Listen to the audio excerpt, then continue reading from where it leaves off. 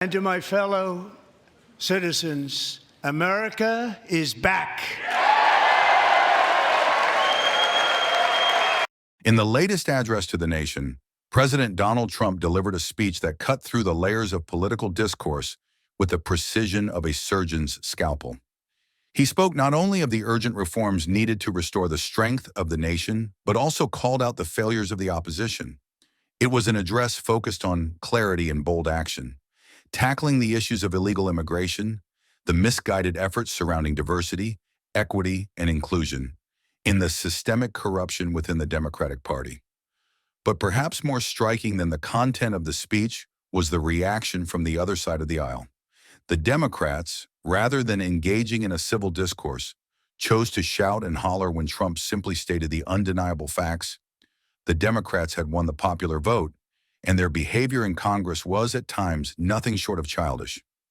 In a particularly unsettling moment, a man named Green was asked to leave after throwing a tantrum, screaming like a child who had lost his favorite toy. Small business optimism saw its single largest one-month gain ever recorded, a 41-point jump.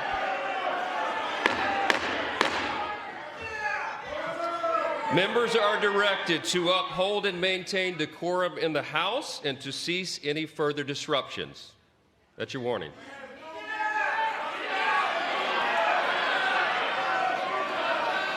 Members are engaging in willful and continuing breach of decorum, and the chair is prepared to direct the Sergeant-at-Arms to restore order to the joint session.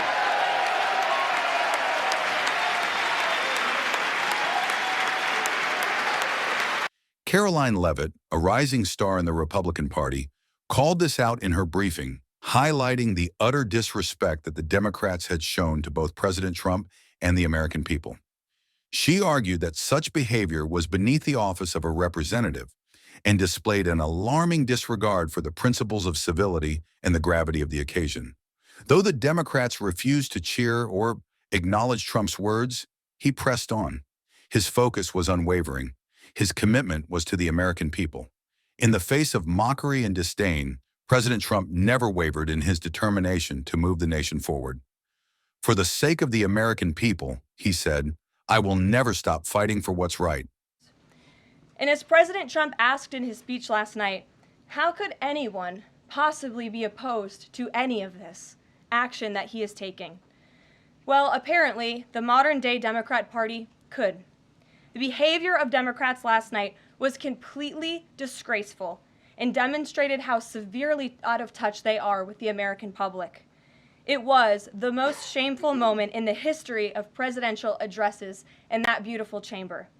In what was supposed to be a unifying moment for our country, Democrat members of Congress instead screamed at the President of the United States, who was just overwhelmingly reelected by their constituents, walked out of the chamber, and worst of all, they disrespected the American people. Democrats didn't stand to keep men out of women's sports. They couldn't even clap for a girl who got her head smashed in by a man on a volleyball court. Democrats didn't stand for an innocent and beautiful child who is surviving brain cancer.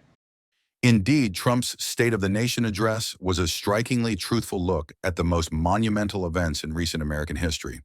From bringing home captured citizens to the verge of peace between Russia and Ukraine, his administration had made unprecedented strides. One of his most notable achievements was the removal of many illegal aliens from American soil, a decision that many deemed necessary for the protection of the nation. Yet through all these triumphs, Trump's primary focus remained the same: the preservation and efficient use of the country's money and resources. He believed it was crucial to not waste the resources of the nation on frivolous endeavors, but rather to build a stronger, wealthier nation that could lead the world with grace and power. Trump's address was a call for updating both Congress and the American people on the nation's progress. It was a reminder that the state of the nation is not a mere performance of words. It is about moving forward, breaking barriers, and rebuilding a prosperous America. His words echoed through the chambers, a resounding call to action. In this moment, Caroline Leavitt's remarks rang clear and true. The disrespect shown by the Democrats was an insult not just to Trump, but to every American citizen. For the behavior displayed was not the behavior of leaders, but of children unfit to govern. The clash between Trump's resolute message and the chaotic response from the Democrats only highlighted the chasm between the two parties. Where one sought progress, the other seemed mired in petty politics and childish antics. In the end, President Trump's State of the Nation address was not just a political speech, it was a declaration of intent.